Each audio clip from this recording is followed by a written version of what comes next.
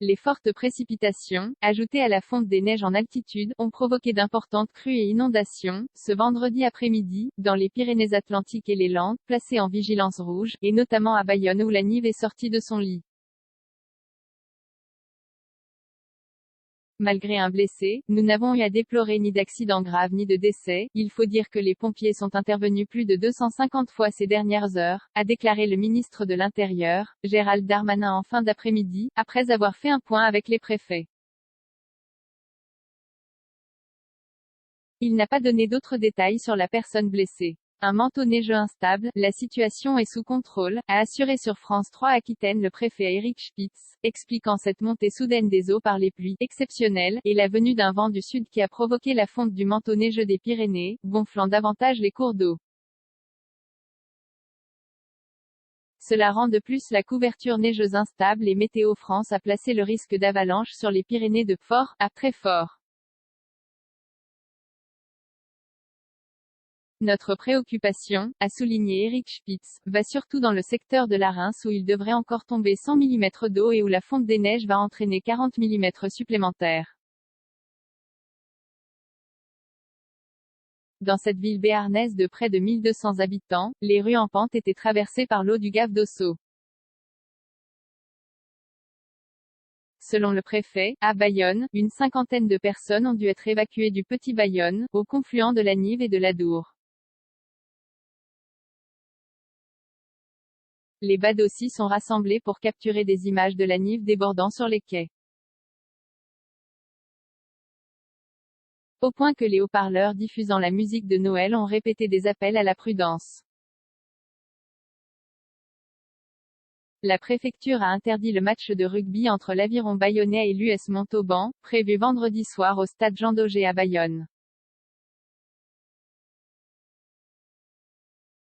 Le maire Jean-René Etchegaray a demandé au commerce longeant la Nive de rester fermé, alors qu'avec les pluies et la marée, le niveau de la rivière pourrait encore monter en fin de journée. On attend également une longue houle de nord-ouest sur la côte basque pendant l'épisode pouvant contrarier l'écoulement dans les estuaires, souligne Météo France. Plusieurs centaines de personnes évacuées en milieu de journée, la vigilance rouge crue a été décrétée par Vigicru dans les Pyrénées-Atlantiques, mais aussi les Landes voisines où le niveau de l'Adour inquiète et où les gaves de Pau et d'Oloron ont provoqué des inondations à Peyrehorade. Dans cette zone, a précisé Gérald Darmanin, nous avons commencé des évacuations de population notamment dans 4 communes des Landes, plus de 400 personnes sont concernées. Ce sont désormais les Landes qui sont les plus concernées, assurait-il. Par ailleurs, dans les Pyrénées-Atlantiques, 18 écoles du département et 2 collèges étaient fermés, et des routes coupées.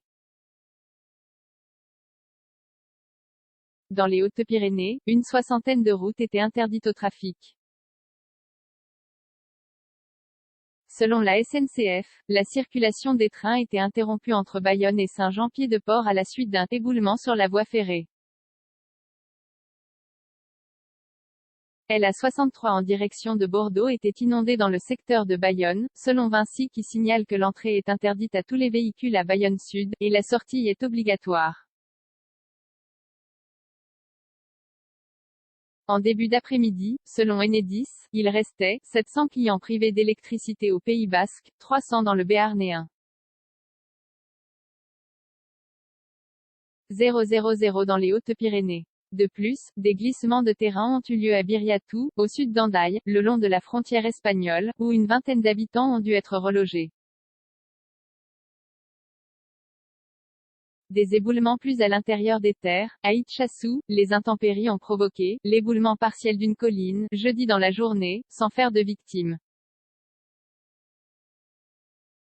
Dans ce village de 2000 habitants, Jean-Claude, 37 ans, écopait 40 cm d'eau de la Nive dans sa maison, qui était neuve, et subit sa deuxième inondation en moins de 7 ans. En 2014, on nous a dit que c'était la crue centennale, et là ça recommence déjà, se désole-t-il auprès d'un correspondant. 3 éboulements ont également eu lieu dans le secteur de Cauterets, endommageant les installations des réseaux de téléphonie et d'Internet, selon un communiqué de la préfecture.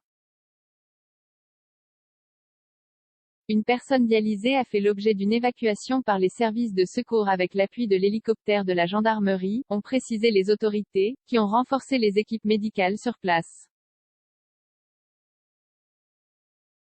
0 commentaire 0 partage partagé sur Messenger partagé sur Facebook partagé sur Twitter partagé sur Flipboard partagé sur Pinterest partagé sur LinkedIn envoyé par mail sauvegarder une faute imprimé